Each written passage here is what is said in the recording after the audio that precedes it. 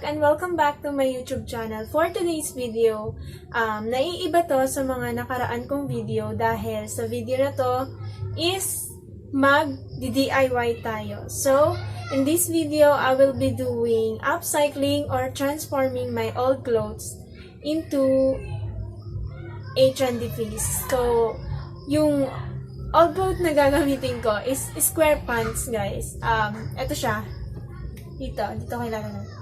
Galing yan sa tita ko. Tita ko ata, bigay sa akin. Hindi naman ako mahilig sa ganyang klaseng pants.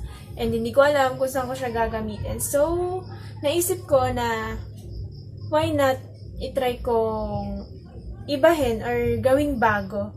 Since nauso naman yun sa Facebook, nakita ko din kung paano nila ginawa. Nakakuha ko ng idea. So, ayun. Gagawin ko to. So, kung gusto niyo malaman kung paano ko na-achieve tong damit na to, just keep on watching. Since yung gusto kong gawin is short and tube top, gugupitin ko muna to and itatabi natin yung short. Then, yung matitirang tela is gagamitin natin para sa paggawa ng tube top.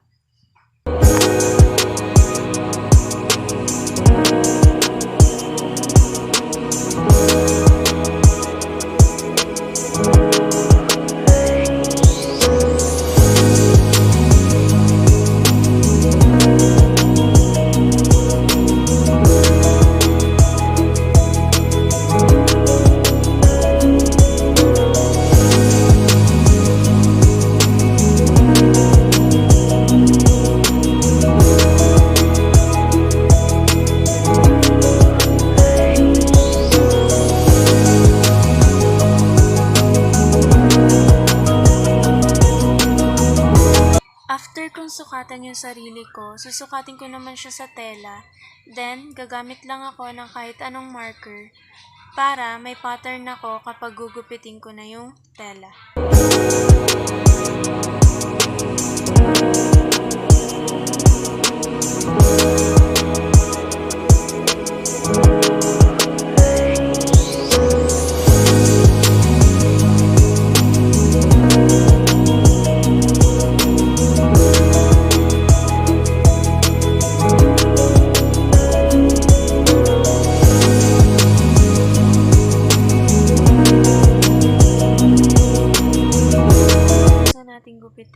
Ang next na gagawin is pagpapatungin lang siya at i-make sure nyo guys na magkabaliktaran yung tela para maiwasan natin yung pagkakamali bago tahiin dahil bawal magkamali at maraming judgmental.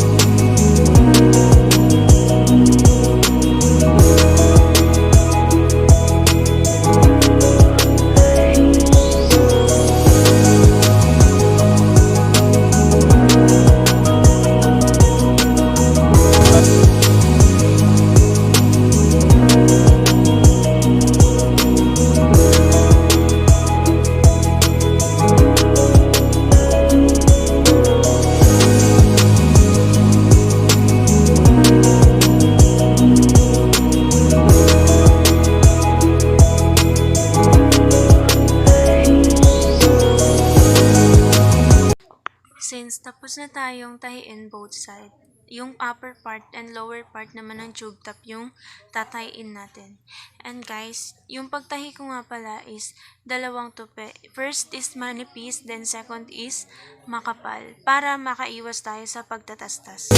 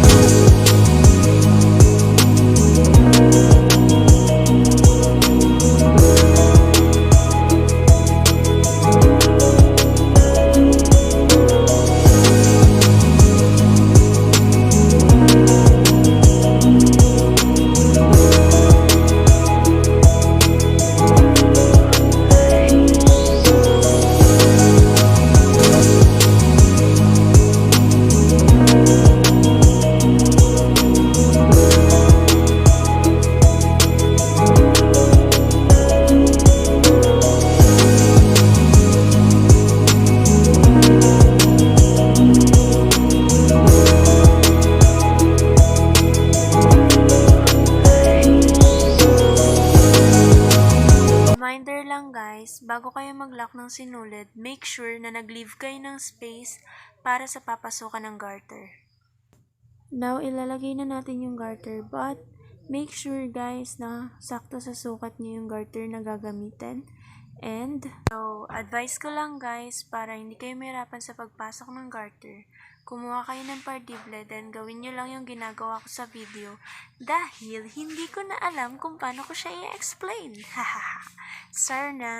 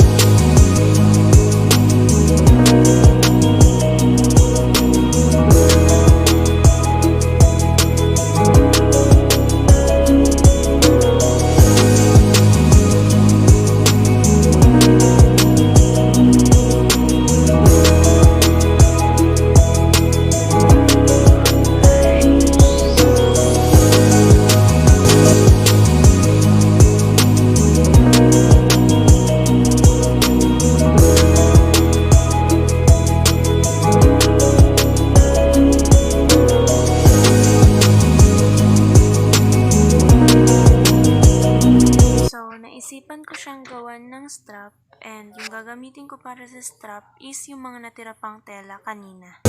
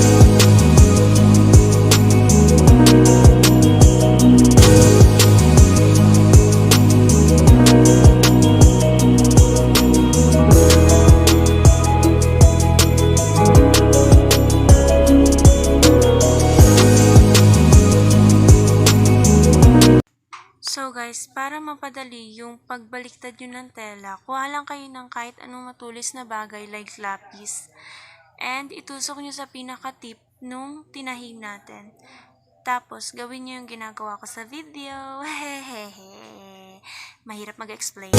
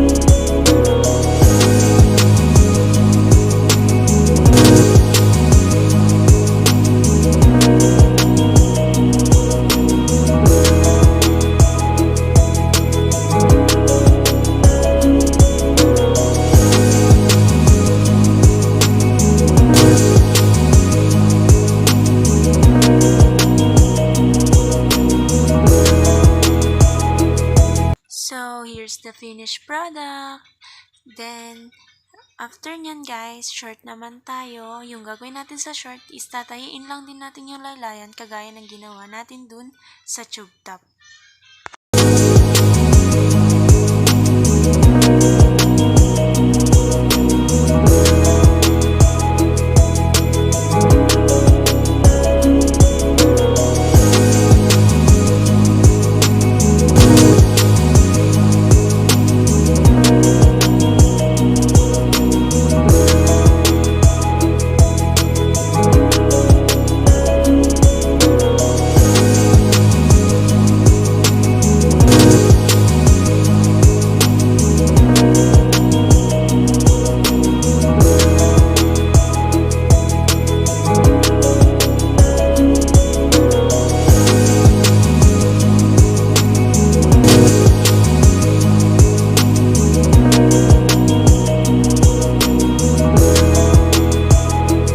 So, this is it. That's it guys. Tapos na natin yung short.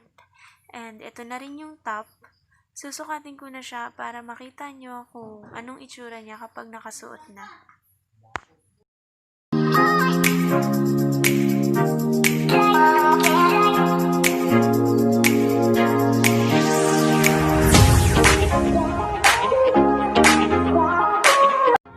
So, that's all for this vlog, guys. Sana nagustuhan nyo yung ginawa natin. And, sa totoo lang, meron kaming makina, pero hindi ko siya ginamit kasi baka magalit si mama, baka masira ko. Marunong naman ako, pero kasi iba na yung makina ng nanay ko. Hindi na siya yung kokontrolin mo sa pagpadyak. Iba na siya. Demotor kasi siya. High speed, ganun. And, ayun. So, mas okay na rin yung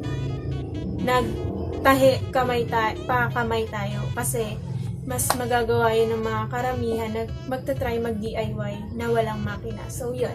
Thanks for watching, guys. Hope you guys like it. And please don't forget to like, share, and subscribe. And click the notification bell para ma-update kayo kapag mag-upload ako ng panibagong video. Yun lang, guys. Thank you. Bye!